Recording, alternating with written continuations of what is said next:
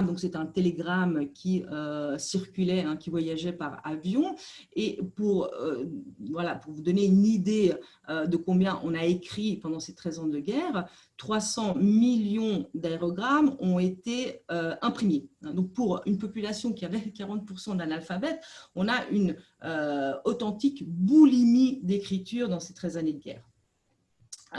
Donc voilà, le premier support, donc la première cible, hein, de cette ironie est l'aérogramme. Alors on va l'appeler avec des métaphores, hein, par exemple l'hirondelle, le terroriste, la veste bleue, parce qu'il y avait une règle, donc les aérogrammes qui étaient envoyés d'Afrique vers le Portugal étaient jaunes, ils étaient bleus s'ils étaient envoyés du Portugal vers l'Afrique. Une chose à dire, c'est que l'aérogramme était gratuit, hein, ainsi que son affranchissement, donc c'était assez pratique pour les soldats comme pour leurs familles. Donc, reçois mon retardataire, ma Chevrolet, retardataire parce qu'il y avait souvent des retards, hein, bien sûr avec le courrier. Mais il y avait aussi des références à l'actualité, hein. Reçois mon Peixoto Alves. Peixoto Alves était un cycliste portugais qui avait gagné le Tour de Portugal en 1965, ou alors l'agent de la Cuca, hein, voici une ironie, la Cuca est une bière angolaise, très appréciée en ces années. D'ailleurs, la bière était très appréciée, on va dire, dans les années de guerre. Voilà, donc cette série de noms nous montre une grande créativité, hein. Donc on renverse des règles acceptées. Mais ensuite, qu'est-ce que nous montre cette envie, voilà, de changer les noms? C'est que la prise de contact est un moment très délicat. D'ailleurs, la prise de contact est un moment délicat, comme la clôture d'une lettre. Donc, on essaie de ménager, si on veut, la face de l'autre, donc sa face, en essayant de protéger aussi la face de l'autre. D'accord? Donc, il y a un éloignement avec l'ironie de la réalité vécue. D'accord, il y a un clivage entre ce qui est dit et ce qu'on vit. Alors, comme par exemple, voilà, il y a le quotidien du soldat. Je vous ai mis deux exemples où l'ironie est utilisée pour minimiser les risques du conflit, hein. Donc, comme objectif, on a l'objectif de tranquilliser ceux qui sont restés à l'arrière. Alors, souvent, ce sont des hyperboles, hein. On voit la première lettre qui était envoyée de Mozambique le 17 du 6 66, où un soldat dit à sa mère: en ce qui concerne la guerre, je n'en parle même pas, je suis venu ici pour passer des vacances. Ou la lettre, on a une phrase ici d'une lettre envoyée par un soldat à une amie, peut-être une petite amie, qui dit: pour ce qui est des ennemis, mes pires ennemis jusqu'à présent sont les moustiques. Hein, si on savait que la guerre était aussi facile. Voilà, donc on utilise bien sûr cette ironie pour, voilà, minimiser, pour tranquilliser, mais en même temps, on demande à l'autre de l'accepter, hein, plus facilement.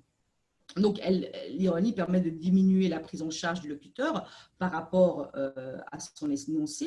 Et c'est pour ça qu'elle est utilisée aussi, je vous avais dit avant, pour critiquer les circonstances dans lesquelles se trouvent les soldats, hein, les violences propres à la guerre, qui souvent se manifestent dans les lettres à travers l'ironie et le sarcasme. Donc, je vous rappelle qu'au Portugal, il y avait une dictature depuis 1933 et que la prise de parole était fortement contrôlée. Donc, ce qui va permettre d'un côté de pouvoir critiquer, on va dire, plus ouvertement, en échappant à la censure, hein, des autorités, mais aussi à la censure des destinataires. C'est d'une certaine façon pouvoir bénéficier, comme dit Ducrot, à la fois de l'efficacité de la parole et de l'innocence du silence. Donc, je disais aussi que l'ironie était utilisée pour dévaloriser l'ennemi. Alors, on arrive, voilà, au deuxième axe d'analyse. Pour cette partie, j'ai utilisé un instrument de statistique. J'ai plus que 5 minutes, je me dépêche. Un instrument de statistique lexicale. Sur 860 lettres qui ont été transcrites pour un projet du Centre de linguistique de l'Université de Lisbonne qui s'appelle FLY. Donc 860 lettres, ça veut dire 280 000 mots. Donc on peut vérifier l'occurrence de certains mots. comme ennemi, comme terroriste, terrorisme. Alors, qu'est-ce qu'on découvre? Que sur 860 lettres, on a 2 fois le terme ennemi qui est utilisé dans 2 contextes reliés au combat, sous le feu ennemi, l'activité de l'ennemi, alors que le terme terroriste est utilisé 51 fois. Donc, c'est sûr que l'ennemi n'a pas la même valeur axiologique du terme terroriste.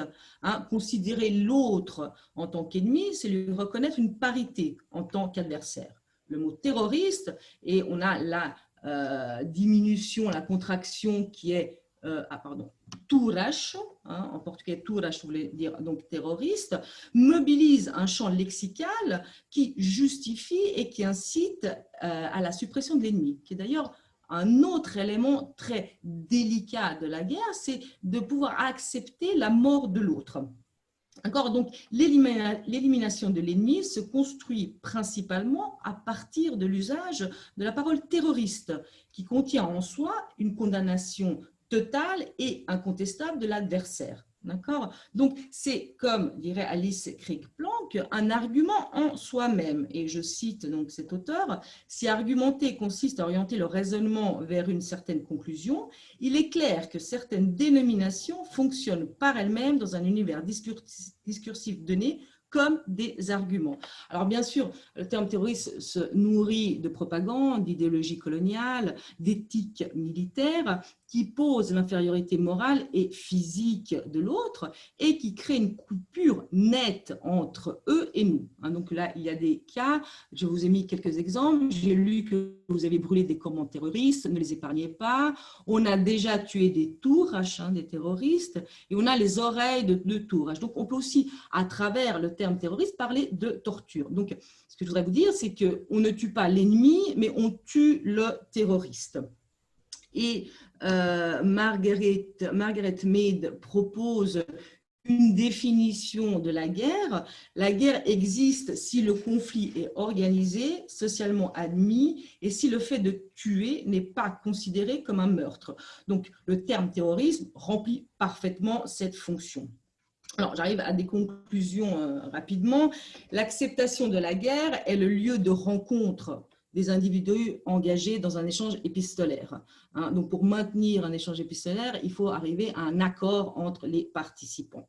Donc, d'une certaine façon, on décompose, on démonte la guerre pour qu'elle soit plus vivable, à travers des facteurs linguistiques et à travers des facteurs extralinguistiques. On a vu que l'ironie peut être, qui permet un clivage entre le réel et le dit, permet de toucher des points délicats, alors que le terme terroriste est un bloc argumentatif, est une évidence qui ne s'argumente pas, d'accord, qui n'a pas besoin d'arguments, et qui a une forte valeur pragmatique qui dirige vers l'élimination de l'ennemi. Merci. Merci beaucoup et merci d'avoir respecté l'heure, le règlement. S'il vous plaît, est-ce que vous avez des questions? C'était passionnant, c'était très intéressant. Merci beaucoup. Oui, alors j'ai dit vraiment une toute petite partie, parce que c'est un sujet, vous pouvez imaginer, très, très vaste. Bien sûr. Pour respecter les temps et puis pour permettre aussi le débat, parce qu'il est intéressant, comme ça, un sujet souvent polémique. Ça Bien permet sûr. un débat. Alors, s'il vous plaît, on a un peu de temps pour 1 ou 2 questions. Alors, ce qui est intéressant… Ah oui, il y a une question. Sinon, je continue à parler. S'il vous plaît. Bonjour. C'est plus une curiosité parce que moi aussi, je suis une parlante de la langue portugaise. Et je voudrais savoir, puisque nous parlons de sens, est-ce que en traduisant les phrases pour, je ne sais pas pour le colloque, je ne sais pas si votre thèse a été écrite en français ou en portugais, mais est-ce que au niveau de sens pour la traduction, pour l'échange des langues, est-ce qu'on perd quelque chose? Ça change quelque chose par rapport à l'ironie? Ah oui, bien sûr, bien sûr. Et l'ironie est culturelle. L'ironie est culturelle, donc on ne rit pas de la même façon en portugais comme en français, comme en italien.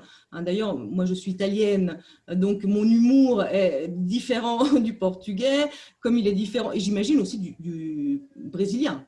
J'imagine qu'on a des humours complètement différents. Et en plus, il y a la question, imaginons que c'est un humour donc, de 1960, où j'imagine que vous connaissez la situation portugaise, où il y avait un contrôle très fort lié à la dictature salazariste dans la sphère publique et privée. Donc, il n'y avait pas de grande possibilité de rire. Et en même temps, j'ai trouvé dans certaines lettres un grand sens de l'humour des soldats portugais. Je dois dire qu'ils avaient un certain sens de l'humour et réussissaient à avoir une certaine philosophie par rapport à la situation qu'ils vivaient, plutôt marrante, plutôt sympathique. Merci. Merci beaucoup. Est-ce qu'il y a d'autres questions, s'il vous plaît?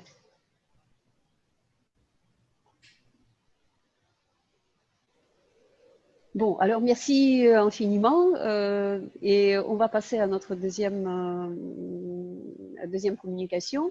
J'invite Madame Svetlana Nevzorova de l'Université de Szczecin, Pologne, qui va parler de l'évolution sémantique des conjonctions en français. Est-ce que je peux vous demander, Stéphania, oui, s'il vous plaît, d'arrêter le partage. Voilà, oui, c'est tout à fait. Excusez-moi. En fait, dans la dernière version que j'ai, moi, c'était moi qui devais passer à 11h30, mais je sais pas. D'accord, il y avait une infinité de versions, excusez-moi. Oui, s'il vous plaît, on vous laisse la parole. Est-ce que Svetlana Nevzorova, est-ce qu'elle est là ou elle a complètement annulé la communication? Bon, alors, s'il vous plaît, excusez-moi encore une fois. Non, il n'y a pas de problème. Simen Chadi, c'est ça? Oui, c'est ça. De l'Université de Paris.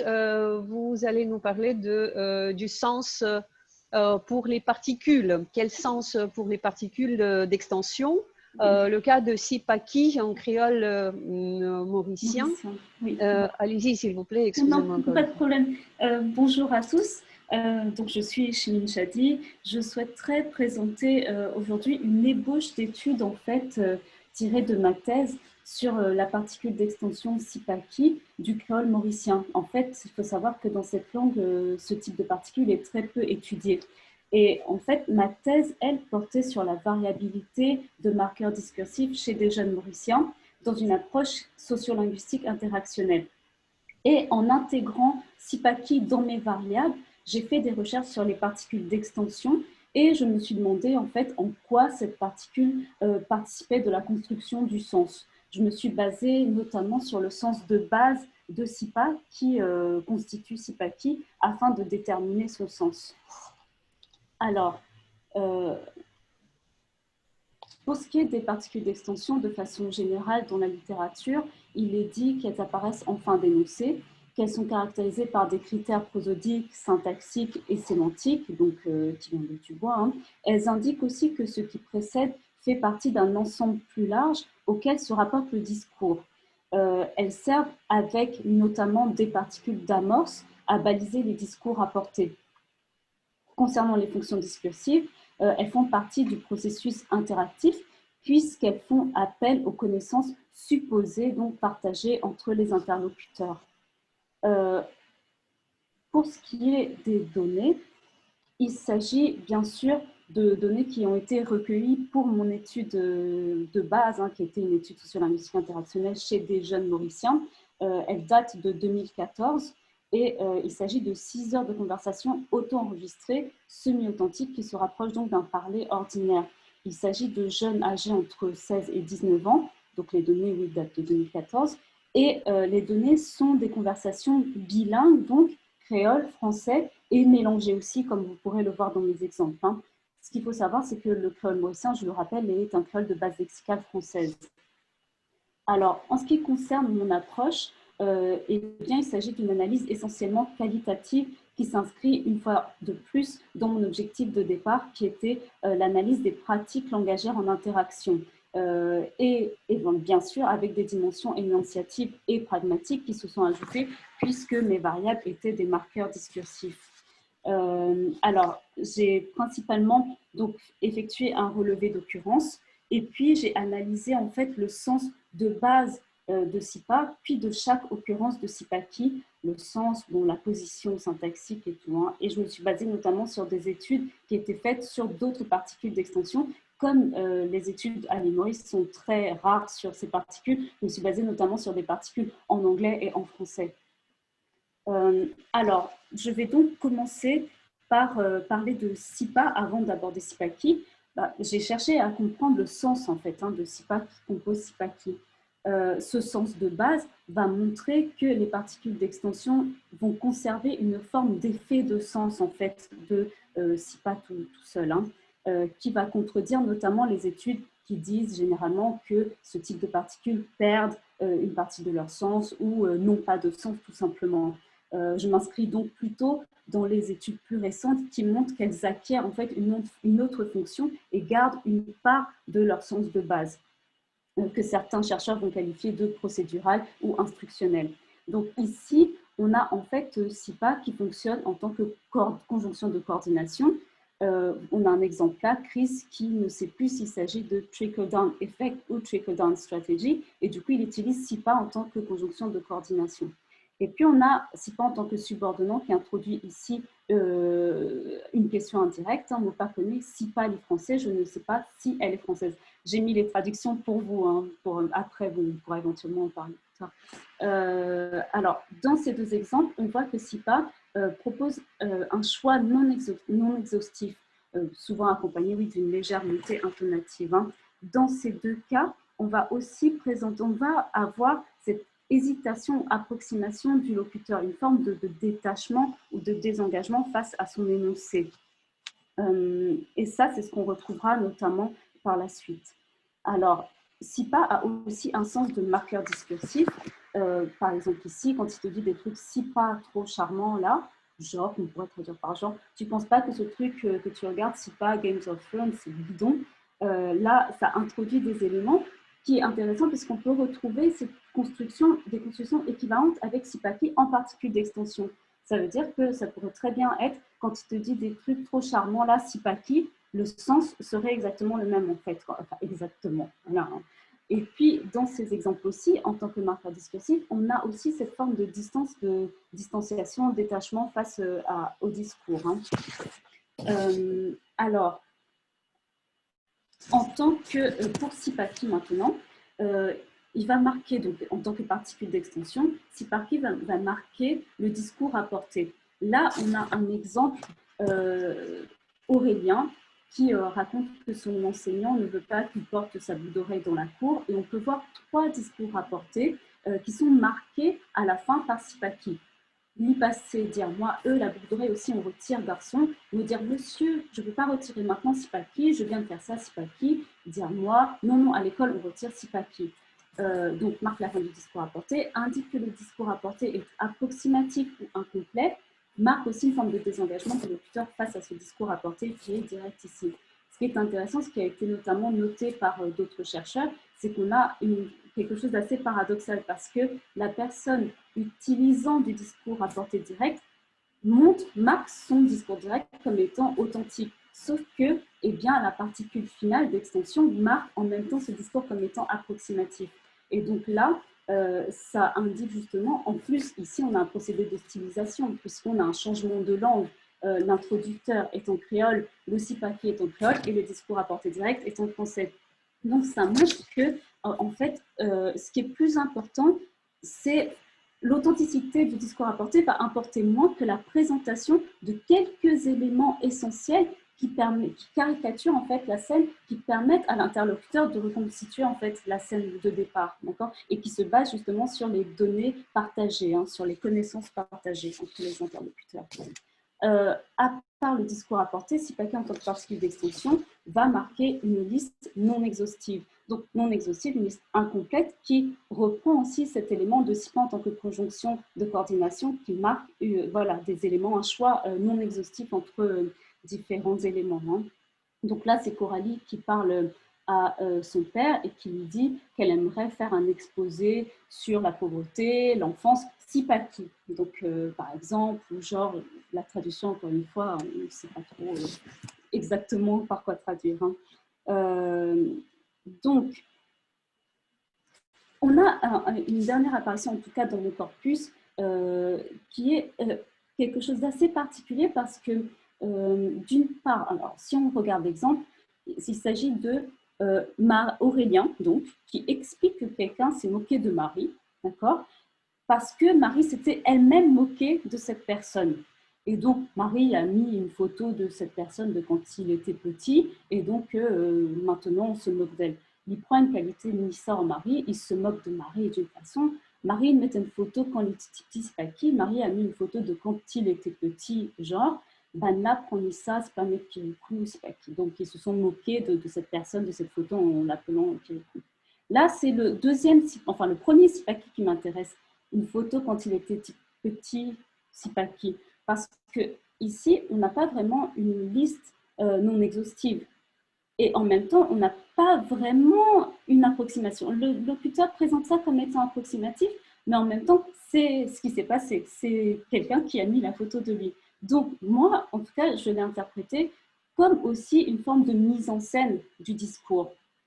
Oui, alors, qu'est-ce que je disais? Oui, une mise en scène qui marque aussi une forme d'approximation, mais une approximation assez particulière en fait, hein, qui va marquer en fait, excusez-moi, une intersubjectivité forte basée encore une fois sur les connaissances partagées entre les interlocuteurs concernant les personnes dont ils sont en train de parler.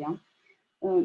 Donc, en fait, ce qu'on va pouvoir remarquer, c'est que Sipaki, ces particules d'extension en tout cas, vont marquer justement cette proximité entre les interactants et vont participer de la co-construction du sens en faisant appel à des connaissances partagées. On a une forme de mise en scène du discours.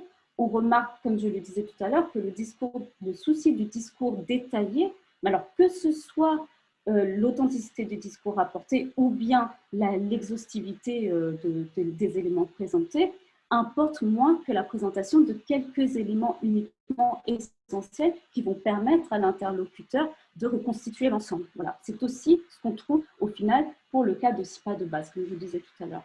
Et ces particules d'extension vont marquer un rapport de proximité donc, entre les interactants, puisque justement en proposant le discours incomplet, ou que ce soit le discours apporté ou la liste non exhaustive, le locuteur va solliciter des connaissances partagées ou supposées partagées ou recherchées éventuellement avec l'interlocuteur sur l'objet du discours, la personne dont les propos sont rapportés, sur le monde de façon générale aussi, ou même faire appel à leur histoire conversationnelle. Donc Overstreet va dire qu'il y aurait une assumption of shared experience or intersubjectivity. Et puis, bon, Guérin et Moreno, elles parlent de la connivence, en fait, entre les interactants. Mais ce qui est intéressant, c'est que, et ça j'en arrive à ma conclusion, c'est que le facteur de proximité est pertinent pour la présence de ces particules d'extension, mais elles permettent aussi de construire un cas de proximité. Parce que, comme je le disais, la proximité, Guérin et Moreno, par exemple, parlent de connivence, mais cette proximité, elle peut tout à fait se créer dans une interaction. On peut se demander, est-ce qu'il y aurait une présence plus élevée de particules d'extension chez des personnes qui partagent les mêmes connaissances? En fait, ça dépend aussi du type de conversation, ça dépend de plein d'éléments qui fonctionnent dans une forme de circularité, en fait. Hein.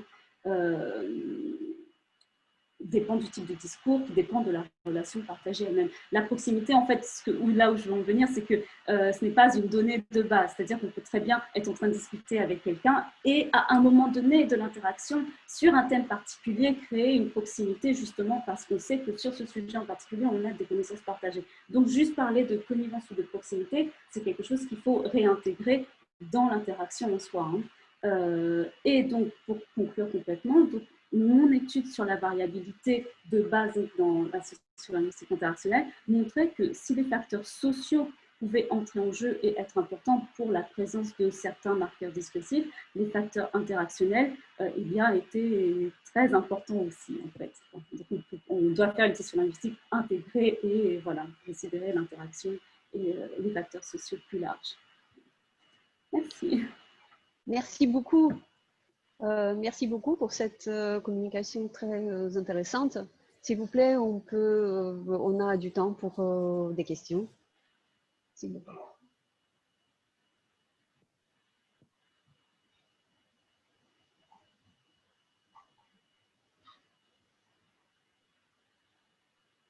S'il n'y a pas de questions, je peux me permettre peut-être une question.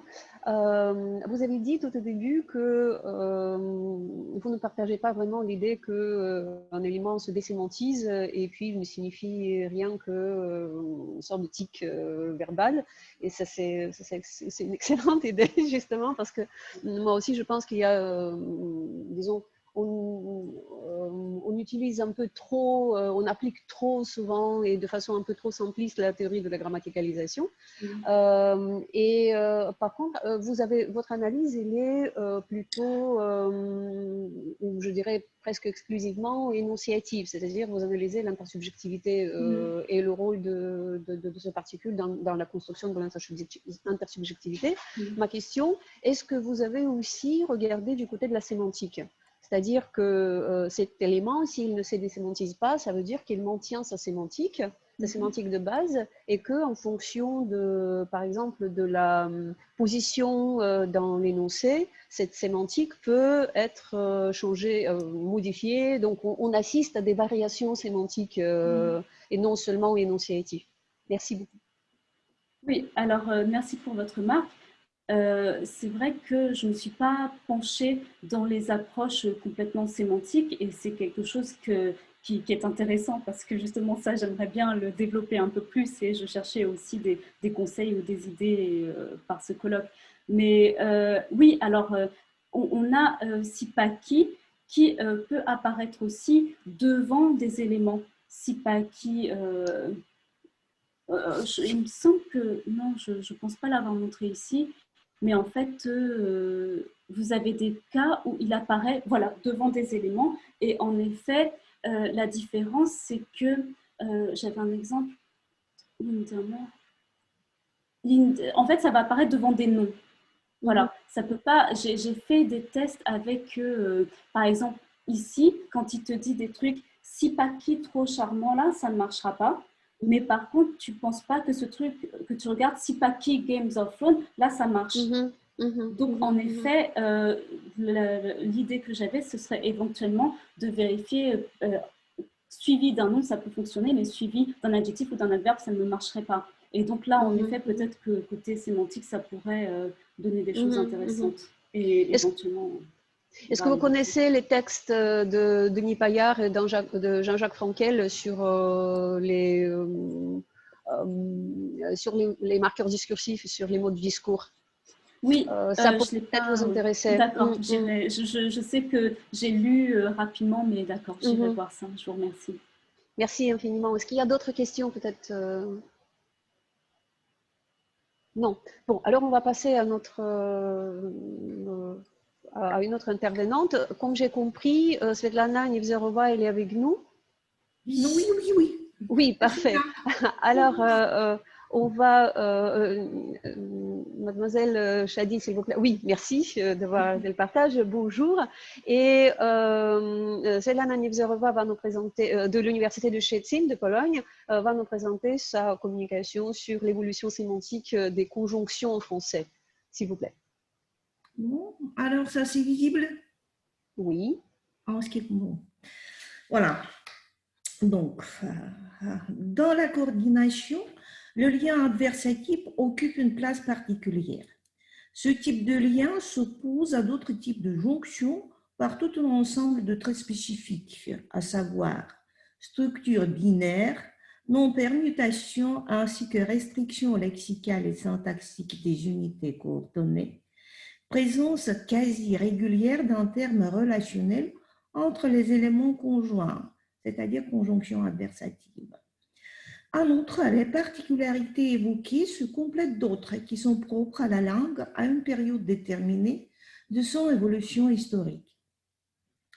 Dans la grammaire française, il n'y a qu'une conjonction adversative, c'est la conjonction mais.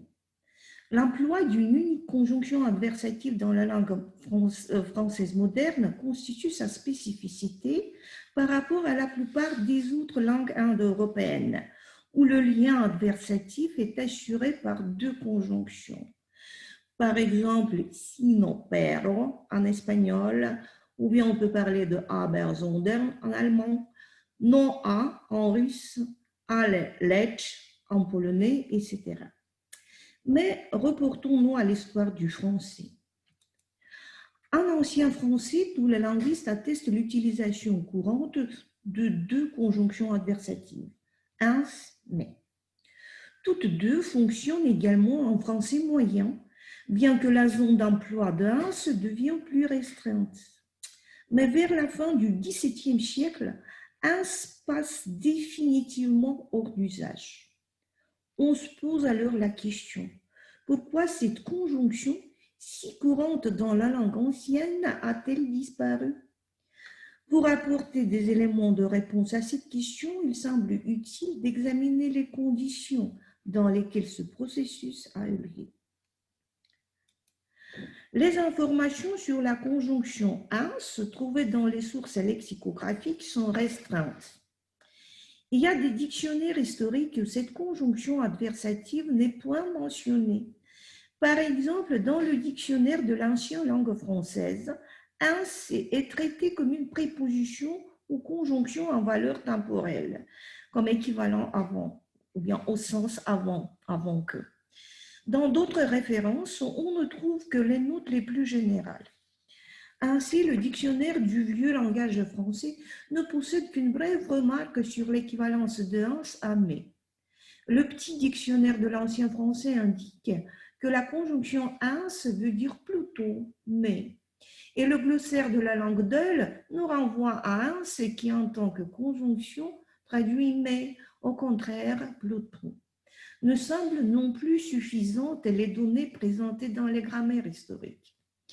Habituellement, on mentionne que ins, issu du latin antius, ne diffère pas sémantiquement de mais et signifie mais plutôt ou mais bien au contraire. Autrement dit, c'est remarquer une opposition forte. Pourtant, le terme en question est assez courant dans l'ancien français, où il s'emploie surtout dans les antithèses, dont le premier terme est négatif, pour énoncer le second sous une forme positive. Si l'on se reporte aux grammaires du XVIIe siècle, l'on y retrouve des données qui suivent. Ins est devenue vieille depuis 10 ans. On découvre cette remarque dans Grammaire française rapportée au langage du ton, chez Antoine Houdin. Chifflet, dans son essai d'une parfaite grammaire de la langue française, note: voici maintenant les conjonctions qui ne sont plus en usage, ins, mais il emploie encore un peu. Dans Nouvelles méthodes pour apprendre facilement les principes et la pureté de la langue française contenant plusieurs traités de Claude Herson, on lit: les fautes que l'on fait contre la netteté sont lorsque l'on se sert des mots qui ne sont plus en usage dans une langue. Comme qui dirait ins, au surplus, d'abondant, maintes fois, etc., pour dire mais, de plus, etc. Vaugelas, en 1647, traite ins de barbarisme. Pour les mots, on peut commettre un barbarisme en plusieurs façons. Ou en disant un mot qui n'est point français, ou qui a été en usage autrefois, mais qui ne l'est plus, comme ins. On ne découvre pas d'attestation chez Arnaud, Lagrue, Latrouche, Lancelot. On put donc constater que ins sombre dans l'archaïsme dans les années 1620. Il convient pourtant de compléter les informations qui précèdent par 2 citations découvertes dans Observations de l'Académie française sur les remarques de Vaugelas. Ceux qui condamnent usent en ces phrases-là du mot mais. Toutefois, si on le considère bien, on trouvera que mais n'est pas assez expressif pour signifier énergiquement l'opposition des sujets répugnants, comme fait ins en français. Ce mot mais doit avoir son propre emploi. Par exemple, il est pauvre, mais homme de bien. Il est riche, mais avant. Ins n'y viendrait pas bien au lieu de mais.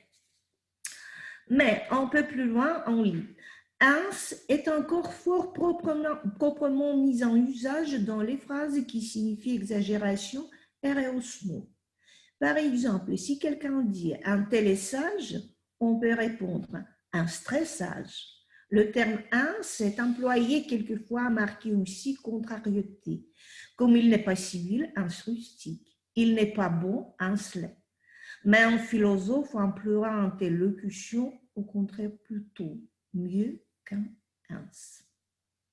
On le voit, depuis la fin du XVIIe siècle, cette conjonction est qualifiée de datée, de burlesque et n'a plus d'usage qu'en plaisanterie.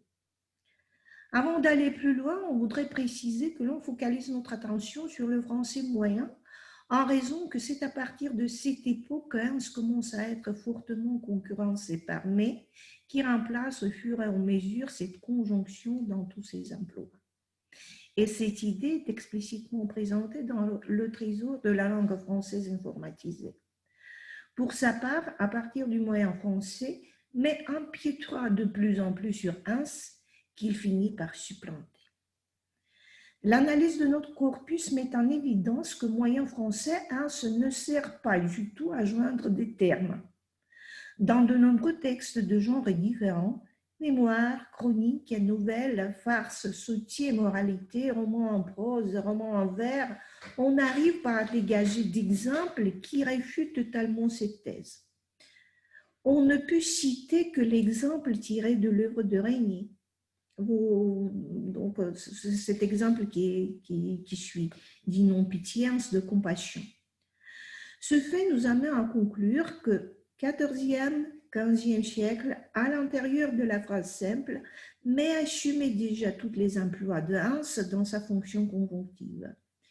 Probablement, cela s'explique par l'impossibilité de Hans, à cause de sa valeur paradigmatique et d'une opposition forte, d'acquérir diverses nuances complémentaires.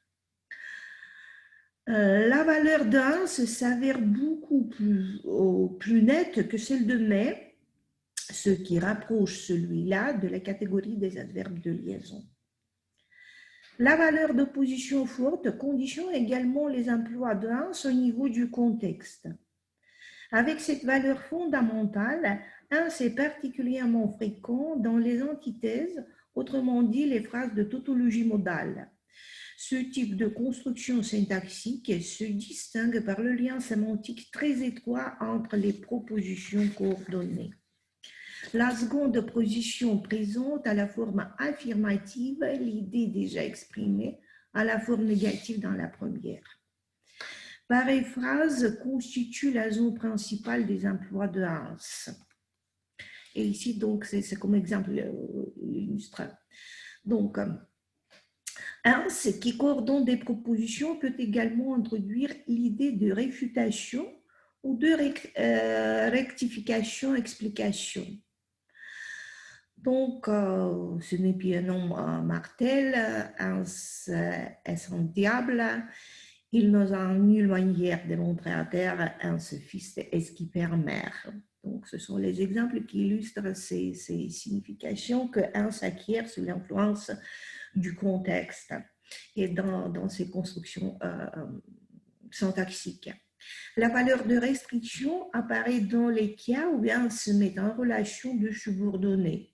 L'exemple qui suit sert d'illustration.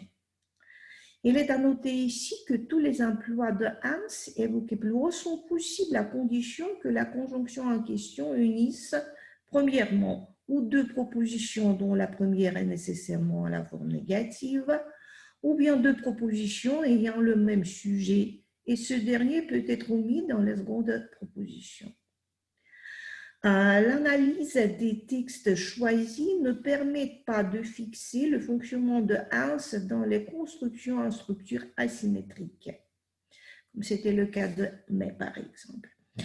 L'emploi de Hans fatigue, c'est-à-dire l'emploi au début absolu de la phrase où il peut servir de marque de transition, reste contesté. Les exemples d'énoncés déclaratifs introduits par Hans sont nombreux dans notre corpus, pourtant ils ne permettent pas d'affirmer que le terme en question a le statut de conjonction et ne fait pas partie de la classe des adverbes. La raison en est à l'inversion du sujet observé dans la plupart des phrases étudiées. Donc, comme on le voit sur cet exemple, il est bien connu que la conjonction adversative n'a aucune influence sur l'organisation syntaxique de l'unité introduite, tandis que l'adverbe exige souvent d'ordre inversé. En outre, on ne relève point d'énoncé injonctif, exclamatif, interrogatif avec uns, c'est-à-dire d'énoncé où la fonction fatigue de la conjonction se manifeste le mieux.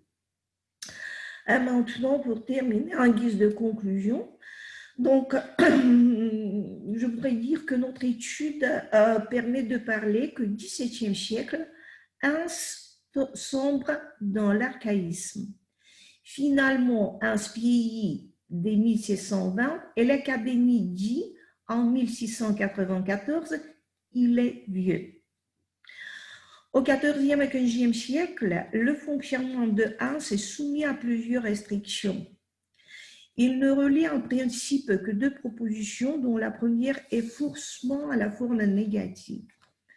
Dans différents contextes, Hans garde son sens fondamental qui d'ailleurs peut se compliquer par les valeurs de rectification, explication ou restriction. Il apparaît ainsi que toutes ces restrictions entraînent une réduction drastique du système des liens adversatifs dans le français. En outre, il faut tenir compte de cette synonymie gênante qui frappe les mots monosyllabiques. Lorsque ces mots appartiennent au même domaine et peuvent être employés dans les contextes ambigus, l'un des deux disparaît. Ajoutons pour finir que Hans a péri, la voyelle qui le commence est si propre pour l'élision n'a pu le sauver.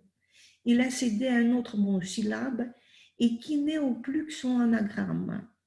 Mais s'il était possible de le faire rentrer dans la langue, cela serait à désirer, car nous avons parfois des mets qui, s'échelonnant, deviennent fastidieux. Un se mettrait en place avec beaucoup d'avantages.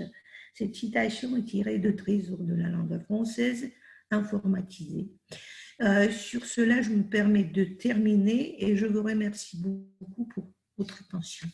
Merci beaucoup. Merci beaucoup à vous. Et on a du temps pour quelques questions, s'il vous plaît.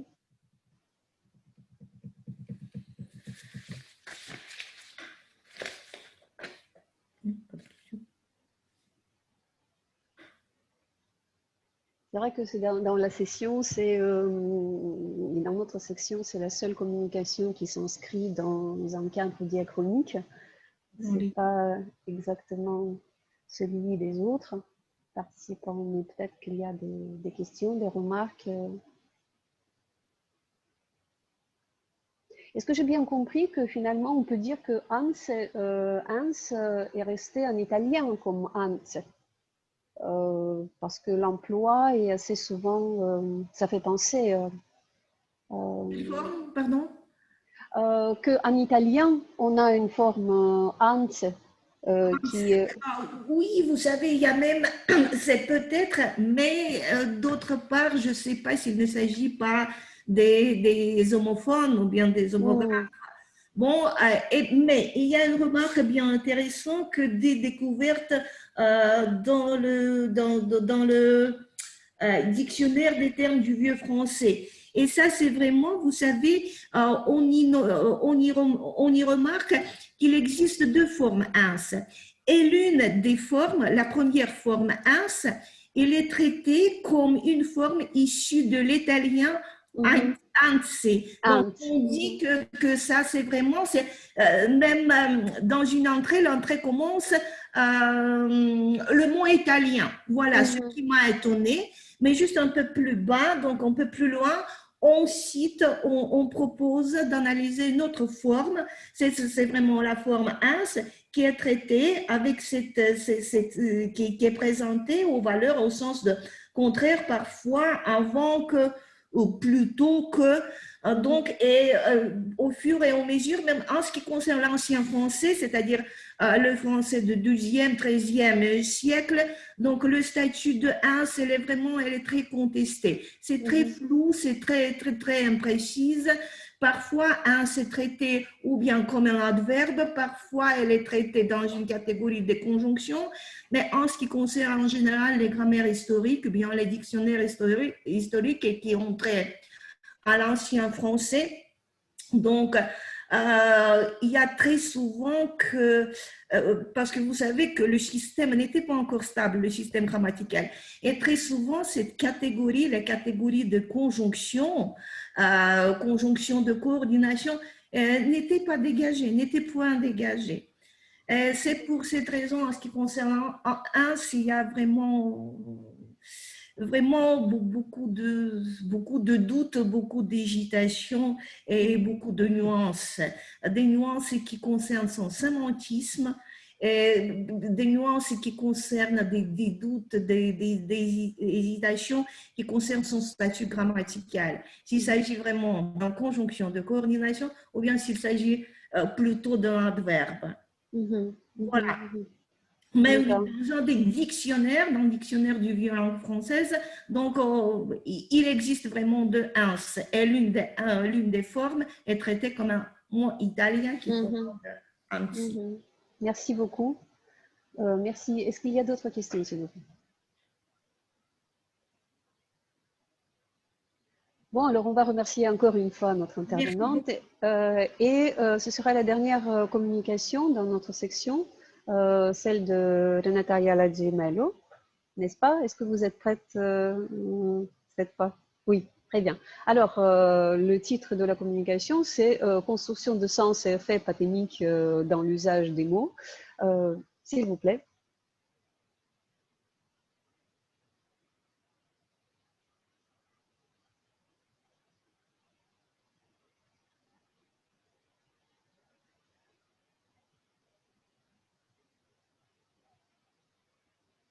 Il faut activer votre micro, s'il vous plaît. J'oublie toujours ça dans ces communications. Il faut prendre l'habitude. J'essaye de faire partager ma communication. Oui. Je vous demande... Oui. Partagez l'écran en bas. Oui. Share screen.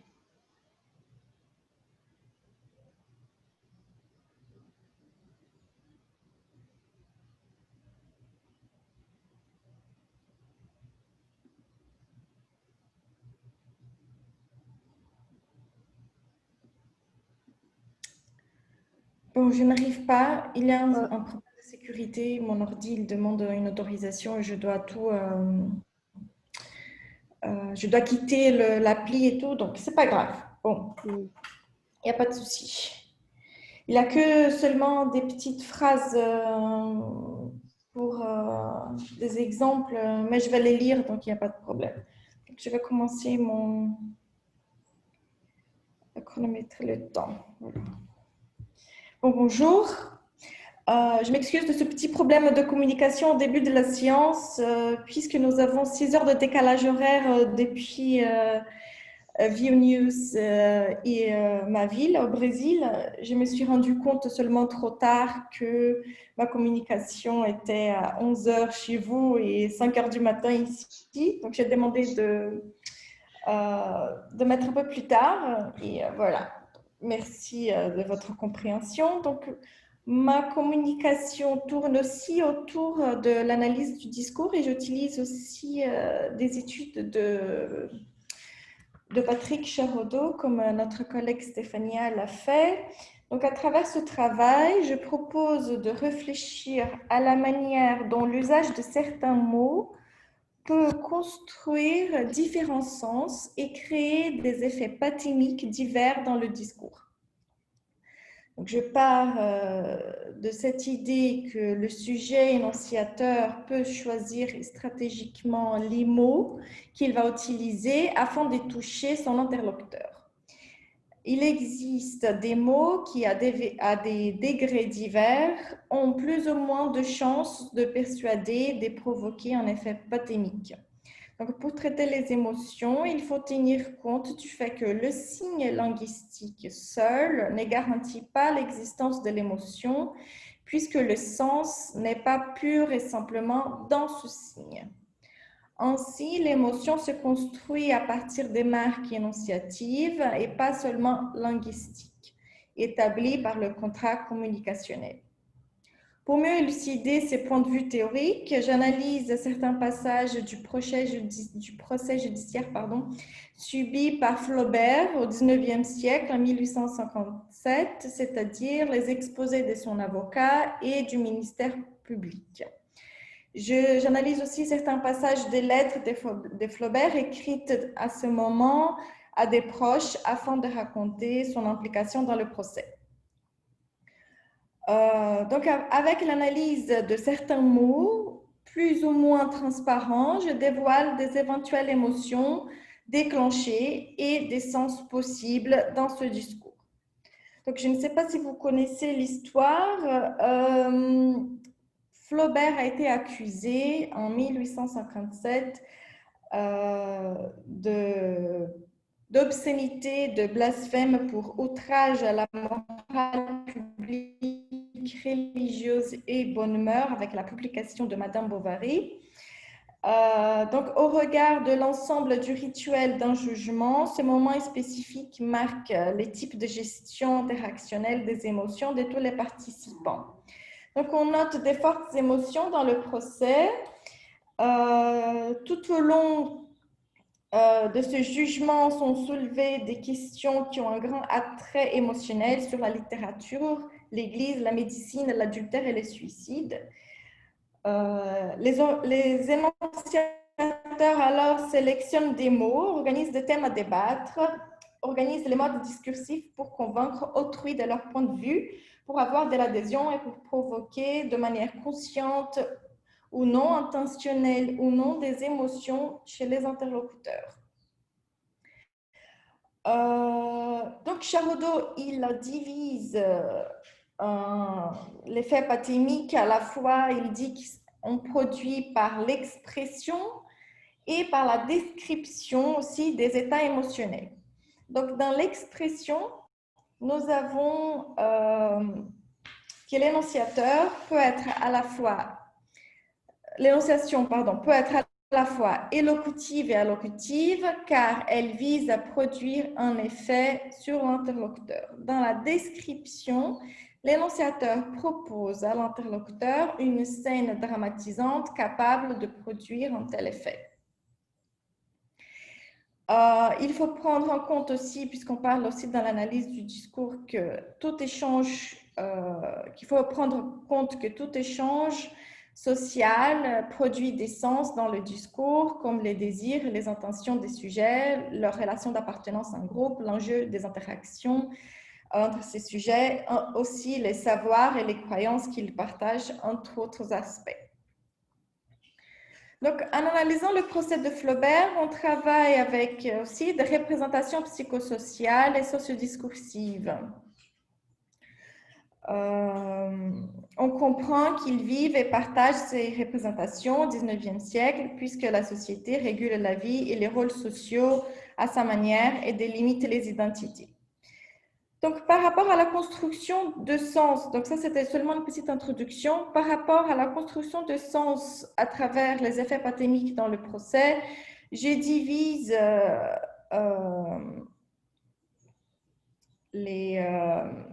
je classifie les mots, les sens en trois catégories. La première consiste à recourir des mots que Charaudeau considère totalement transparents, ça veut dire des mots qui recourent directement à l'émotion, des mots comme colère, horreur, haine, joie, bonheur, espoir, qui sont présents dans ce corpus. Ce sont des mots qui traduisent avec clarté les sentiments, mais qui... la présence de ces mots ne signifie pas que le sujet qui les emploie les ressent, et aussi ne signifie pas qu'ils produiront un effet patémique chez leurs interlocuteurs. Dans le corpus, j'ai pris ici la citation quand on travaille l'émotion de culpabilité. Donc, l'avocat impérial dit, quant à Flaubert, je cite, quant à Flaubert, le principal coupable, c'est à lui que vous devez réserver vos sévérités. On voit dans cette déclaration que M. Pinard blâme Flaubert pour ses fautes et s'attend à ce qu'il soit sévèrement puni par la justice. Le mot coupable, même en dehors du contexte en question, serait lié à la culpabilité pour présumer un échec, une erreur, un crime. Donc, la culpabilité et le coupable sont donc des charges, des valeurs sémantiques spécifiques qui leur sont intrinsèques. Lorsqu'il est utilisé par le procureur lors du procès contre Flaubert, le mot coupable acquiert alors une force émotionnelle orientée. Pinard cherche à convaincre, persuader les jurés afin qu'ils suivent la direction recherchée par l'accusation, la reconnaissance de la culpabilité de Flaubert, sa condamnation et sa punition. Donc ça, c'était la première catégorie. Pour la deuxième catégorie, ce sont des mots moins transparents que la première, mais qui sont aussi susceptibles d'exprimer des états pathémiques.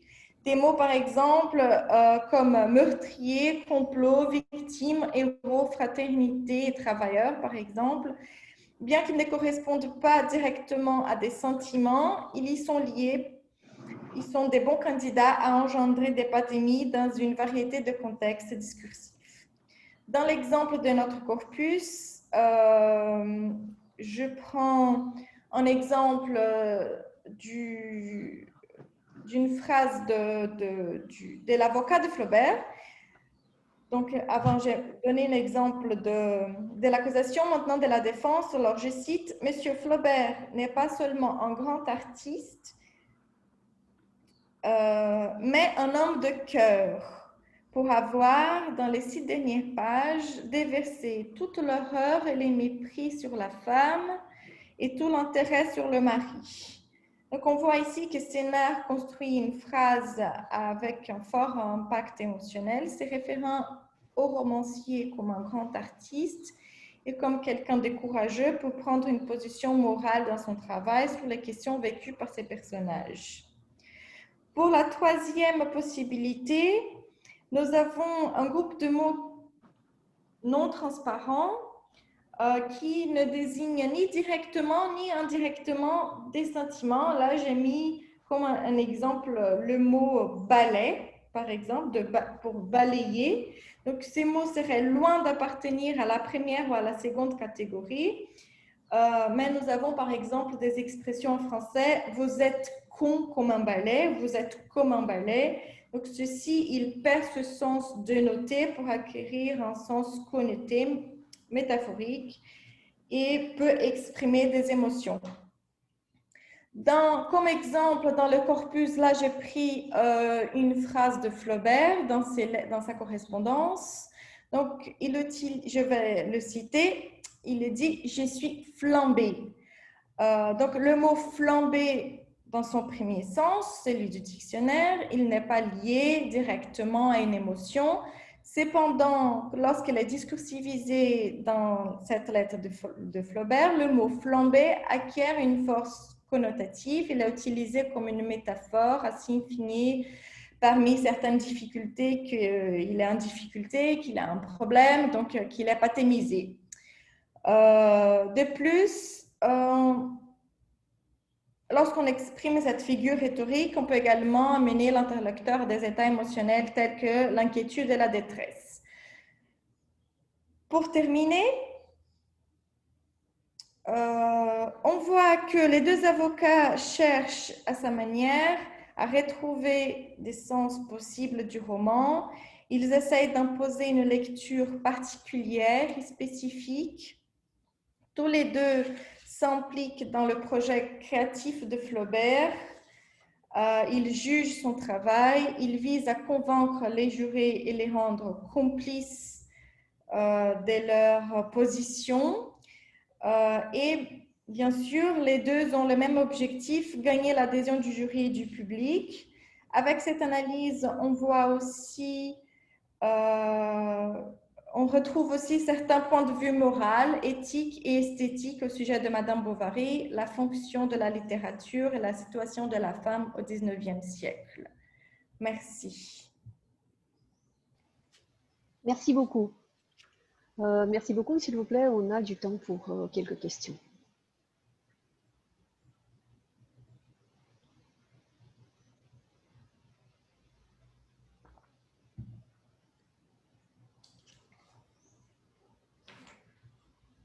Je vais peut-être commencer. Alors, est-ce que vous avez analysé uniquement le lexique, le lexème, ou vous avez pris également en considération des différents procédés, comme justement on a parlé avec Stéphanie Egat, l'ironie ou le sarcasme qui peut également provoquer des émotions?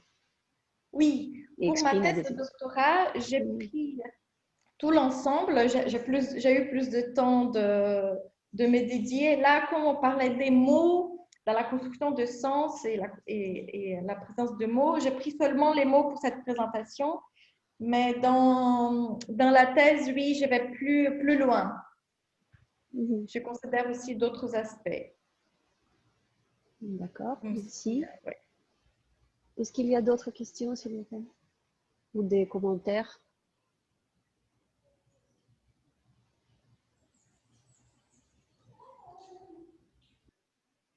On a encore quelques minutes et éventuellement on peut revenir sur les communications que nous avons entendues. Si vous voulez peut-être poser encore quelques questions à des intervenants ou faire quelques commentaires ou des suggestions, on a largement 5 minutes, c'est sûr.